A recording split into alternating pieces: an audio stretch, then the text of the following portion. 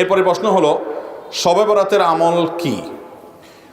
শবে বরাত অর্থাৎ যেটাকে হাদিসের ভাষায় বলা হয়েছে মধ্য শাবানের রাত, শাবানের মধ্য রজনী, 14ই শাবান দিবাগত রাত, এটাকে আমাদের সমাজে বা পাক ভারত মহাদেশে এই অঞ্চলে, ইরানে, এই সাইডে শবে বরাত বলে। হাদিসে কোনো শবে বরাত নাই, হাদিসে আছে লাইলাতুন নিসফি মিন শাবান।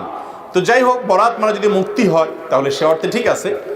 এই রাতে আল্লাহ তাআলা মুশরিক যারা শিরকে লিপ্ত এই লোকগুলো ছাড়া, হিংসুক ছাড়া, বেদাতে লিপ্ত ছাড়া, যে ব্যক্তি সুন্নাহ মেনে চলতে চায় না এই লোকগুলো ছাড়া বাকি সব ইমানদারদেরকে সাধারণ ক্ষমা ঘোষণা করেন।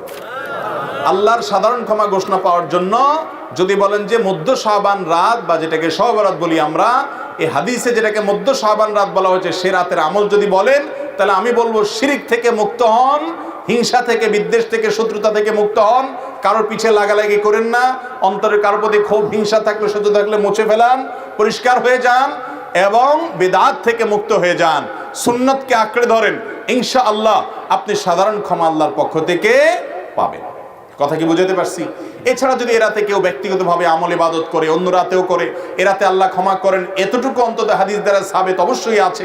সেই বিষয়টা লক্ষ্য করে, রাতের ফজিলত একেবারে উড়িয়ে দেওয়ার মতো না, সে বিষয়টিকে লক্ষ্য করে যদি কেউ ব্যক্তিগতভাবে আমল ইবাদত করে, বিদআতি কোনো রূপ পরিগ্রহ না করে, তাহলে সে তার জন্য জায়েজ আছে। কিন্তু আমাদের দেশে যেটা হয়, শবে বরাত মানে হলো মসজিদে দলবদ্ধভাবে জিকির করতে হবে, দোয়া করতে হবে, দলবদ্ধভাবে অনেক কিছু করতে হবে, নফল বিশেষ করে সুন্নত আমল এটা একা একা করার যেগুলো, সেগুলো একা একাই করতে হবে। যেগুলো দলবদ্ধভাবে করার কোনো নির্দেশ নাই, সেগুলোকে দলবদ্ধভাবে করলে সেটা ভুল হবে। মসজিদে ঢোকার সময় দোয়া পড়তে হয়, আল্লাহুম্মা ইফতাহ লি আবওয়াবা রাহমাতিক।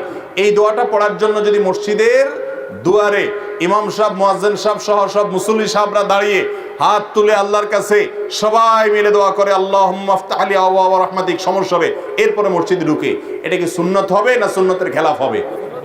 ঠিক একইভাবে এই রাতে নবী করিম সাল্লাল্লাহু আলাইহি সাল্লাম, সাহাবায়ে কেরাম, সালাফ থেকে মসজিদে এসে দলবদ্ধভাবে কোনো দোয়া ইবাদত বন্দেগী ভাবে আমরা যেভাবে করি এরকম করার কোনো বর্ণনা পাওয়া।